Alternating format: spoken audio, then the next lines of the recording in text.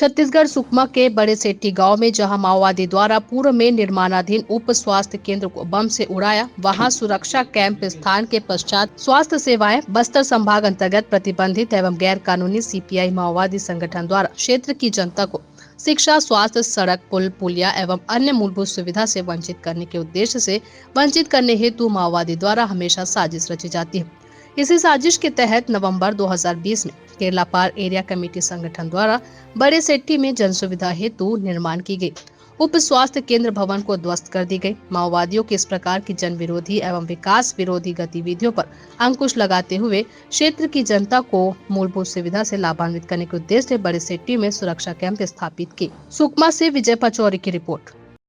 जिला सुकमा की फूलबगड़ी थाना अंतर्गत बड़े सेट्टी गाँव में कुछ वर्ष पहले मोदी द्वारा उधर के उप स्वास्थ्य केंद्र को ध्वस्त की गए थे।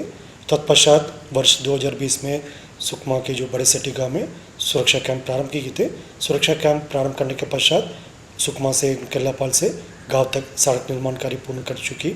और उसके मोबाइल टावर का काम भी अभी हाल फिलहाल में संपन्न किए गए थे। और साथ साथ मोदी द्वारा ध्वस्त की गई उप स्वास्थ्य केंद्र की जगह में अन्य एक भवन में वर्तमान में एक हॉस्पिटल प्रारंभ की गई थी, जिससे क्षेत्र की जनता का स्वास्थ्य सुविधा भी प्राप्त हो रहा है और आवक जावक के